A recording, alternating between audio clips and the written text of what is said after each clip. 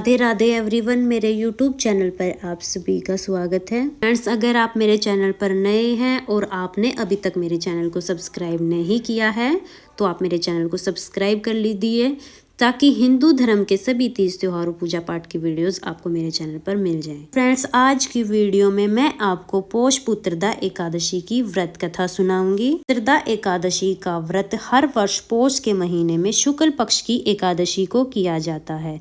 इसे कई स्थानों पर वैकुंठ एकादशी भी कहते हैं। जो भी स्त्री या पुरुष पूरी श्रद्धा के साथ इस व्रत को करता है उसे संतान की प्राप्ति का वरदान प्राप्त होता है। युधिष्ठिर ने भगवान श्री कृष्ण से कहा कि कामिका एकादशी का वर्णन मैंने विस्तार पूर्वक सुना, अब आप मुझे पुत्रदा एकादशी की व्रत कथा सुनाइए।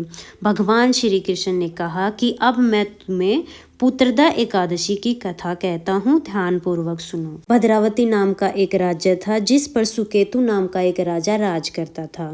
राजा सुकेतु की जो धर्म पत्नी थी उसका नाम सेवैया था, लेकिन उन दोनों की कोई संतान न होने के कारण राजा रानी बहुत दुखी रहा करते थे।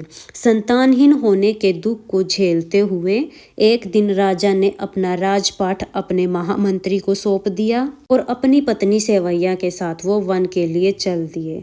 राजा रानी ने आत्महत्या करने का मन बना लिया और घने वन के अंदर वो जाते चले गए। राजा रानी दोनों आत्महत्या करने की सोच ही रहे थे, तभी राजा ने कहा, आत्महत्या करना घोर और महापाप है। आत्महत्या किसी को शोभा नहीं देती। और उसी पल उन्हें वेद पाठ और मंत्रों की ध्वनि सुनाई दी और वे दोनों उसी ध्वनि की ओर चलते चले गए। उन्होंने देखा कि एक सरोवर के निकट बहुत से ऋषि मुनि वेद पाठ कर रहे हैं। राजा सुकेतु और उनकी पत्नी यानी रानी सेवैया ने उन सब ऋषिगणों को प्रणाम किया। राजा सुकेतु अपनी पत्नी सेवैया के साथ उन सब ऋषियों की सेवा में लग गए और ऐसा करने से वे सब ऋषि उन पर अति प्रसन्न हो गए और उन्होंने कहा कि वत्स मांगो, तुम क्या मांगते हो। अब राजा ने कहा, प्रभु मेरी कोई संतान नहीं है, बस हमें एक पुत्र का वरदान चाहिए। राजा की बात सुनकर सभी मुनि श्रेष्ठों ने कहा, राजन, यदि तुम और तुम्हारी पत्नी पौष मास के शुक्ल पक्ष की एकादशी तिथि का व्रत पूरे नियमों के अनुसार करोगे तो तुम्हें संतान की प्राप्ति अवश्य हो जाएगी। और ऐसा सुनकर राजा और रानी अपने राज्य भद्रावती आ गए और कुछ ही दिन के बाद पौष मास की एकादशी तिथि आई। फिर राजा सुकेतु और रानी सेवैया ने वैकुंठ एकादशी यानी पुत्रदा एकादशी का व्रत पूरी श्रद्धा के साथ किया। इसके कारण विष्णु भगवान उन पर बहुत प्रसन्न हो गए और उन्हें संतान प्राप्ति का वरदान दे दिया। कुछ दिनों बाद रानी सेवैया ने गर्भ धारण किया और 9 महीने के बाद एक सुंदर बालक को जन्म दिया।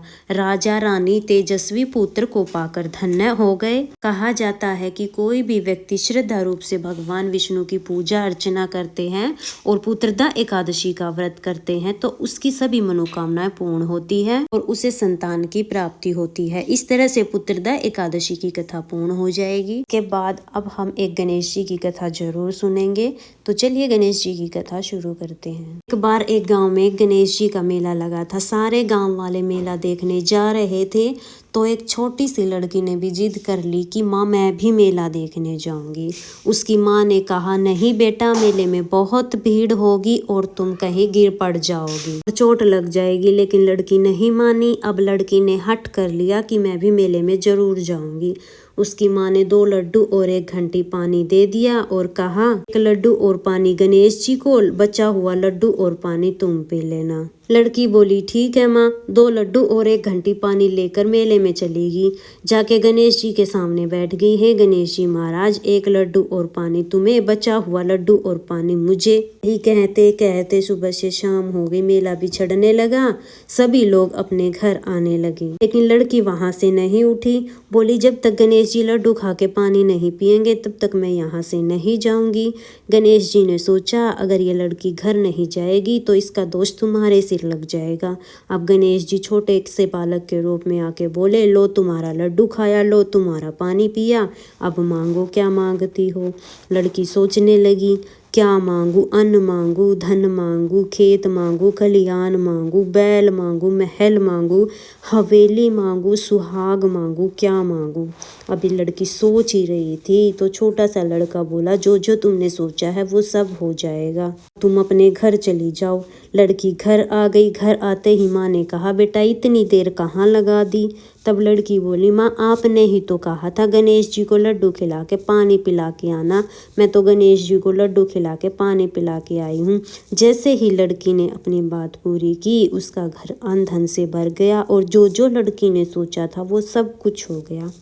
हे गणेश जी महाराज, जैसे आपने उस लड़की की इच्छा पूरी की, वैसे ही इस कहानी को कहते सुनते हुकारा भरते सबकी इच्छा पूरी करना, सबके घर को अन्न धन से भर देना। ये थी गणेश जी की कथा। इस तरह से हमारी पुत्रदा एकादशी की कथा पूर्ण हो जाएगी। अगर आपको वीडियो पसंद आई हो तो वीडियो को लाइक कर देना। और हम महिलाएं घर में तीज त्योहार पूजा पाठ कैसे करती हैं ये देखने के लिए मेरे चैनल को सब्सक्राइब कर लेना। अब मिलेंगे किसी और नई वीडियो में, तब तक के लिए जय हरि विष्णु, राधे राधे।